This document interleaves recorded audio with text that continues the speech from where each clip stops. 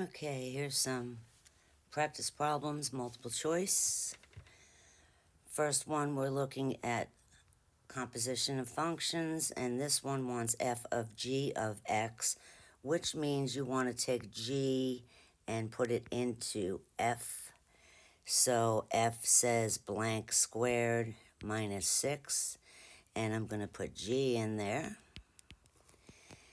And when I simplify that, I get 4 minus 4x plus x squared minus 6. And when I simplify all that, I'll do it in the order, in the correct order. X squared minus 4x minus 2. Answer D. The next one wants you to put f into g. So here's f, I need to put it into g, and g says blank squared minus 2, and I'll put the 2x plus 4 in. Do the FOIL method with that.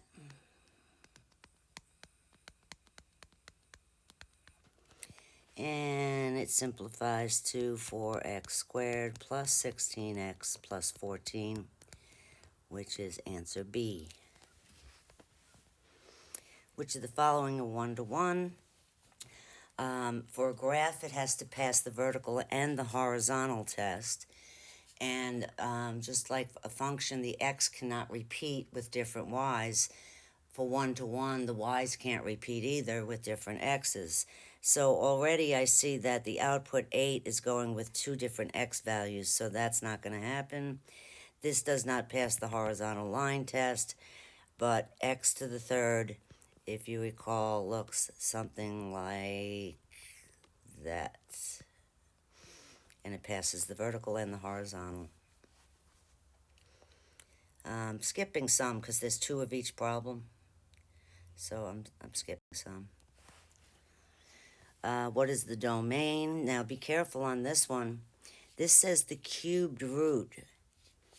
And if you think about it, let's just say x is equal to negative 16. For those of you that are thinking, no, you can't have a negative. That would give you the cubed root of negative 8, and there is an answer to that, negative 2. So cube roots can have the negative, so it's answer C, the domain is all real numbers. Square root, of course, the next problem, of course, cannot have a negative, so it's got to be 7 on up, which is answer B. Solve the following.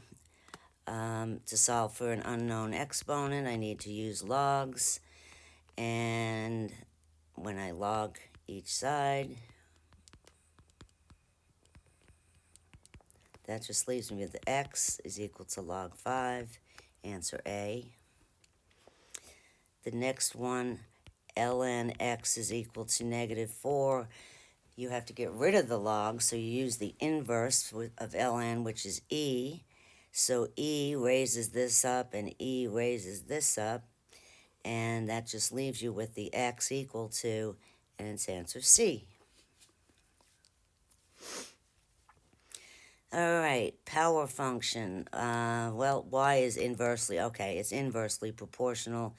K is positive, so it's going to look like this, which is going to, actually to save room, it's going to look like this graph right here. As x approaches infinity, y gets closer and closer to 0, answer D. And then, of course, for the next one, it is answer A. All right.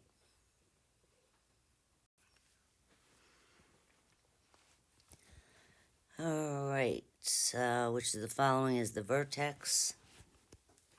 So we have negative b, which is negative negative, which is a positive 100, over 2 times a. So the first value of your vertex is 25. And if you think about it, if you did that math right, you don't have to find the other coordinate because it has to be b.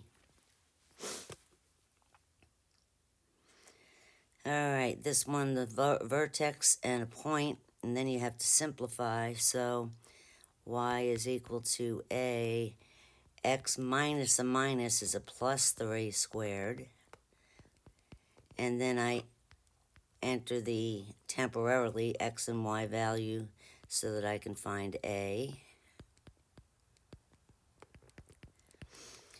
So I'm going to move down here. Negative 14 is equal to negative 3 plus, negative 6 plus 3 is negative 3, but negative 3 squared is 9, and it gets multiplied with a. Now we solve for a. It's a negative 18 is equal to 9a, so a is negative 2. Now, what you notice the form, they have it in the general form. So you would put your negative 2 in here, and then you would FOIL, distribute, and simplify. But if you think about it, if the leading coefficient is negative 2, it's still going to be negative 2 in the other form. Answer C. Work that out if you need to. Here we go again, a power function.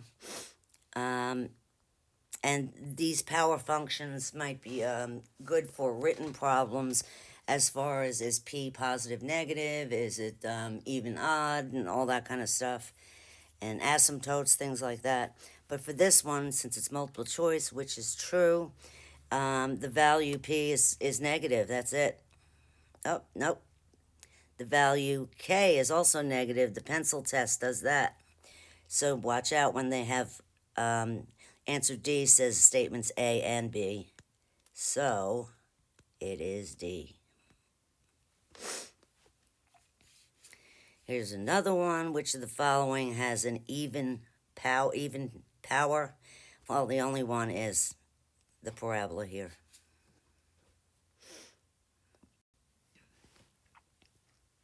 What statement is true? Well, 1, 2, 3, it's got 4 turning points, so it can't be degree 3. There's not 3 turning points. There's only 3 zeros. No, that's not true. There's a 0 when x is 4. That's not true. But the leading coefficient is negative. Again, the pencil test, the end points makes a line that's negative. That's the trick to know the leading coefficient is negative. For this one, leading coefficient's positive, minimum degree is 5, and it looks like that's it. Minimum degree is 5. 4 turning points. A rational function would be another good written work problem where I can ask for the vertical, the horizontal asymptotes, the x and the y intercept, which is your horizontal and vertical intercept, same thing. But this one just wants the vertical asymptote, and that's where the denominator is equal to 0, so it's x equal to 6.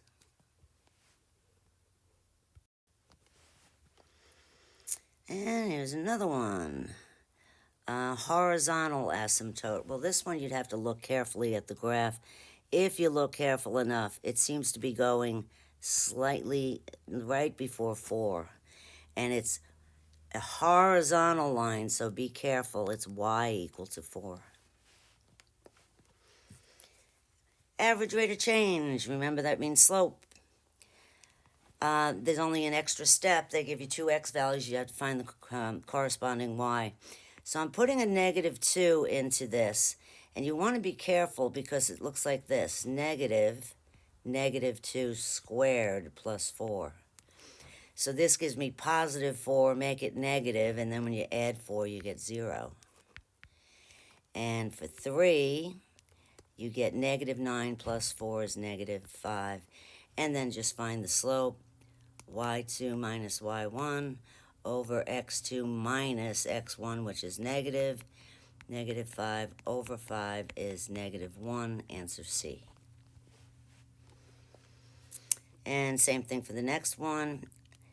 A 1 will give me 2. And a 3 will give me negative 14. So negative 14 minus 2, change in y's over the change in x, gives me negative 16 over 2, which is negative 8, and that's answer E. What type of function best models the data? Well, notice the x's go up by +1, that's great. And the outputs go down 6, and then I'm checking, the first one I would check for is linear, but it's not doing anything plus minus the same. So it can't be linear. Even though the x values increased by 1, for exponentials, the outputs would either multiply or divide by a constant number, and it's not doing that. It's dividing by 4, and then that loses that. So it's not exponential growth or decay. But you might want to notice when x is negative 2, y is 8. When x is positive 2, y is 8. Hopefully you see what I'm going for here. At negative 1, it's 2. At positive 1, it's 2. So it's making a parabola. So this is indeed quadratic. And which is true for the following. All linear functions have a constant rate of change. That is true. A slope of a linear function cannot be undefined. Now this is tricky, because we know a vertical line is, the slope is undefined, but a vertical line is not a function. So this statement is actually true. The slope of a linear function cannot be undefined. A linear function can have a slope of 0, that's true, and the domain of all linear functions, negative to positive infinity. So all of these are true.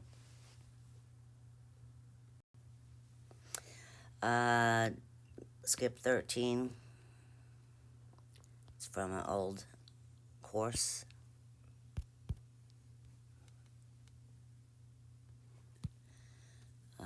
Let's see.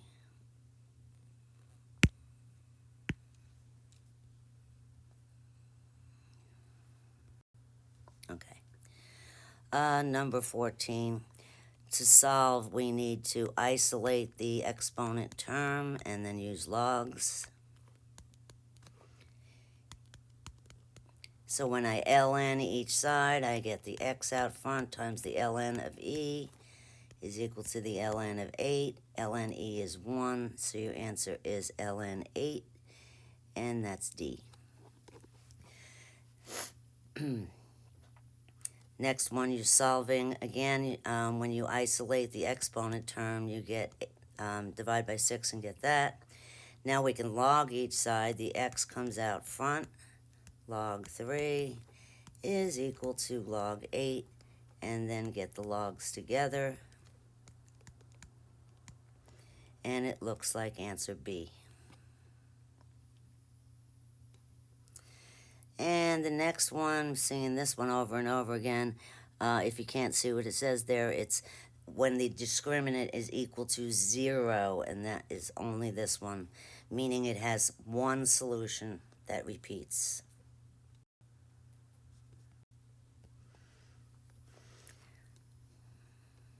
Let's see. Which is true.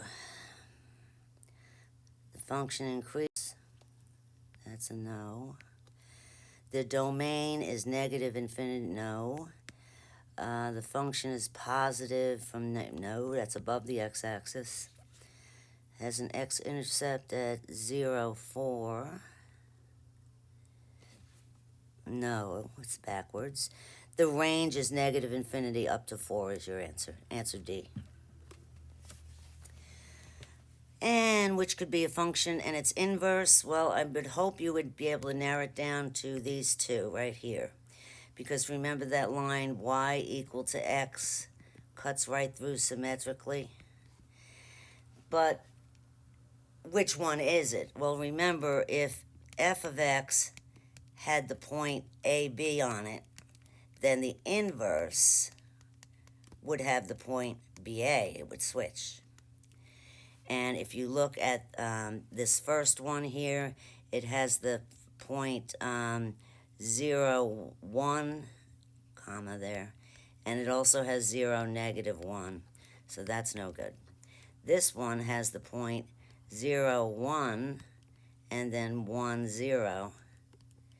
So that is the function and its inverse. This is not, whoops. Finding the inverse of this. Now, when you find an inverse of an equation, we would switch the two variables, right? Switch the x and y and solve for y. For the real life situation, you don't do that. Whatever the equation gives you, you solve for the other variables. So this is p equal to, I'm going to solve for t. So I'll subtract 20,000 and divide by 400 to equal t, which is f inverse. And that would be answer D. We don't use regressions anymore, so forget that one. Find g of g inverse of 4. Let me remind you first that if you found g of 4, that would be the input, and you would tell me what the output would be, and in this case, the output would be 6. If I want g inverse of 4, that means we're giving you the output, and you're going to give me the corresponding input. So the output -4 gives you, the output of 4 gives you 2. All right, I'm going to stop there, keeping it a little short, and I'll come back to it.